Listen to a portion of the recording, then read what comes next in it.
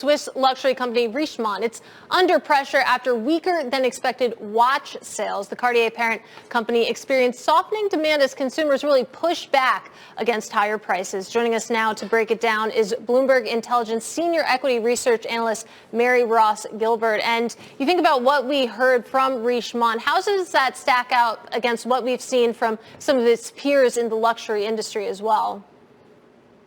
Yeah, well, I think what we're seeing, there's probably a couple of different factors that are having an impact on the business. One, if you look at the charts and you look at sales and traffic, and we're tracking consumer transaction data. So when we look at, let's say, Saks Fifth Avenue, Neiman Marcus, and Bloomingdale's, if you look at the trend from sort of a peak period of very strong sales that were about 2 years ago in 2021, during that sort of easy money COVID boost, and now it's kind of trickled down. And I would say, we're getting back to more of a normalization.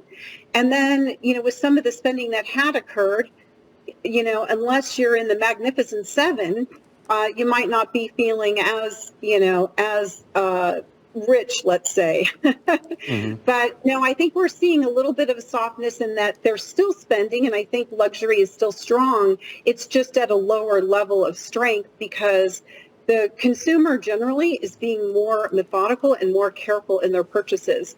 But clearly, so when you look at some of the watches, especially with Richemont, they have some of the highest end watches there, and the demand is still very strong. Yeah. I mean, some of the new releases that come out, they're going at a premium. Well, let's talk a little bit about that because, there's been some debate here about the softness in demand that we're seeing there. And we heard something similar out of LVMH and some of the other, Kering as well, and even some of the luxury goods makers here in the U.S. here. But I'm wondering if this is purely just about demand in the sense that people feel like they don't need these items, but also the aggressive pricing that some of these companies have had for some of these new releases here. I know they're luxury goods, but some of the prices on these new luxury goods are even luxurious by luxurious standards.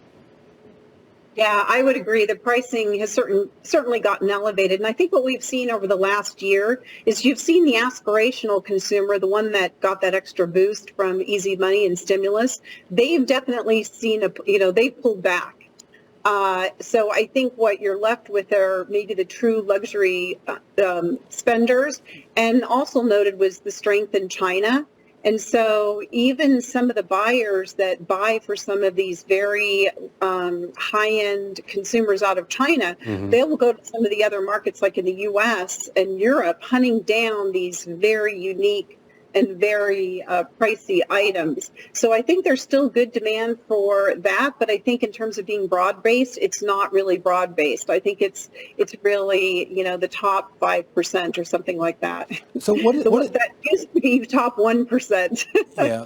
What does this mean, though, I guess, for kind of like the next tier down of retailers and goods makers, if you will, particularly here in the U.S., because we're kind of in that heart of the earnings season where we start to get a lot more of the apparel makers and retailers here in the U.S. And I know a lot of them aren't necessarily on the same level as a Gucci or a Cartier watch here, but they're still luxury and discretionary items.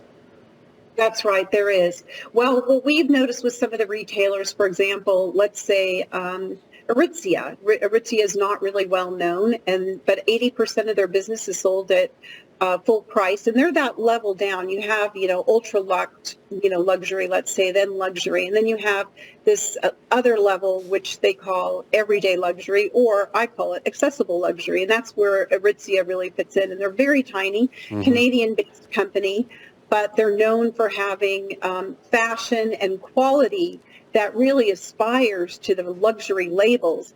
So with their consumer, they're still spending the same, but the traffic is down. So they're not shopping as much, but when they do, they're still spending the same. So we're seeing that. Now, if you sort of go down even further and you get down to the department stores, they're definitely seeing some weakness. And I think there's probably a couple of things going on there. One, general weakness with the consumer. The fact that if you look at the largest in the space, which is Macy's, half of their customer base within the Macy's brand, they make $75,000 and under, and they are still being adversely impacted by inflation, mm-hmm. and they're spending a lot less. And I think another factor is last year with all those massive discounts that we had, there might have been some forward buying going on, maybe even on the, higher end a little bit too. And so there might be some things in the wardrobe that still haven't been worn yet that, is just making the crazy spending that we were seeing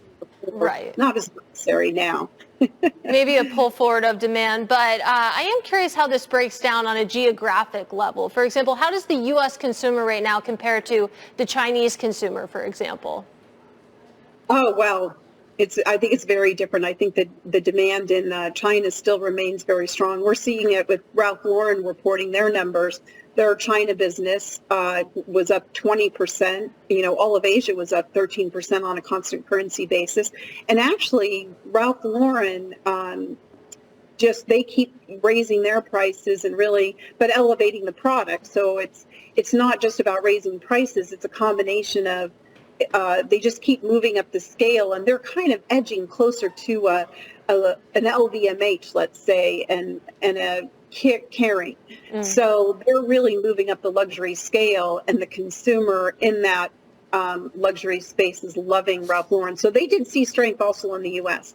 But like I said, when you get down below that, the U.S. is definitely being impacted. We saw it with consumer confidence out this morning.